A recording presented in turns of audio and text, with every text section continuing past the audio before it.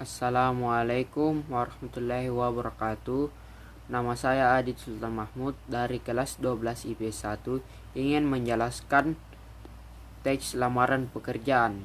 Teks lamaran pekerjaan adalah sarana atau media komunikasi yang digunakan oleh calon pekerja untuk menyampaikan maksudnya untuk bekerja kepada pihak yang membuka kesempatan untuk bekerja, baik itu berupa perusahaan, industri, lembaga, hingga toko kecil. Jenis-jenis surat lamaran pekerjaan berdasarkan susunannya. 1. Surat lamaran digabung dengan riwayat hidup. 2. Surat lamaran yang terpisah dengan riwayat hidup. Berdasarkan wujudnya: 1. Berwujud fisik, berwujud digital.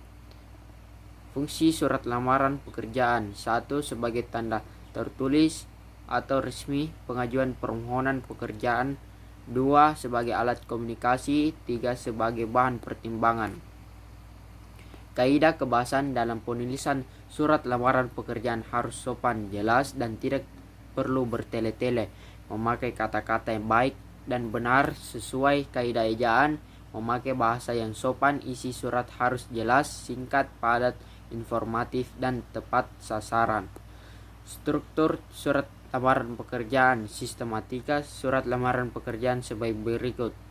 Tempat dan tanggal pembuatan surat, lampiran atau alamat surat, salam pembuka, alinea pembuka, alinea isi, alinea penutup, salam penutup, tanda tangan, dan nama terang.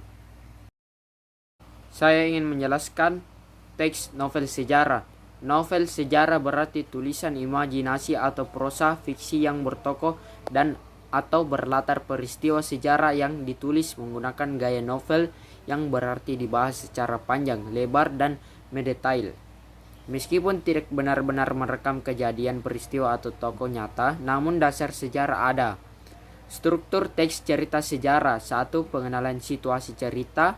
2. Pengungkapan peristiwa. 3. Konflik. 4. Puncak konflik. 5. Penyesalan. 6. Koda.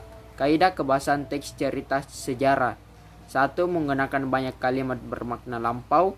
2. Banyak menggunakan kata atau konjuksi yang menyatakan urutan waktu. 3. Banyak menggunakan kalimat tidak langsung dalam menceritakan tuturan tokoh. 4. Menggunakan banyak kata kerja yang menggambarkan suatu tindakan atau biasa disebut kata kerja material. 5. Menggunakan banyak dialog atau percakapan langsung antar tokoh. 6. Banyak menggunakan kata kerja yang menyatakan sesuatu yang ada di dalam pikiran tokoh. 7. Menggunakan kata sifat.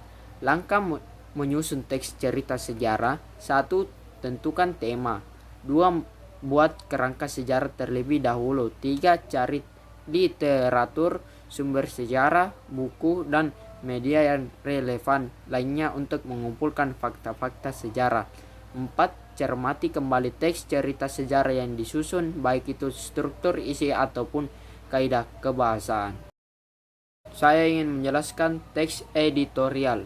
Teks editorial adalah teks yang berisi pendapat pribadi dari redaksi terhadap suatu isu atau masalah aktual. Isu biasa meliputi masalah politik, masalah sosial, juga masalah ekonomi. Ciri teks editorial: 1. Aktual dan faktual. 2. Sistematis dan logis. 3. Argumentatif. Struktur teks editorial: 1. Pernyataan pendapat atau tesis. 2. Argumentasi. 3. Penegasan ulang pendapat atau reiteration. Kaidah kebahasan teks editorial: 1. Adverbia. 2. Konjungsi. 3. Verba material. 4. Verba relasional. 5. Verba mental. Langkah menyusun teks editorial: 1. Memilih topik terkini dan terhangat yang menarik pembaca. 2. Mengumpulkan data untuk mendukung pendapat. 3. Menyesuaikan topik dengan pembaca. 4. Menyunting teks editorial.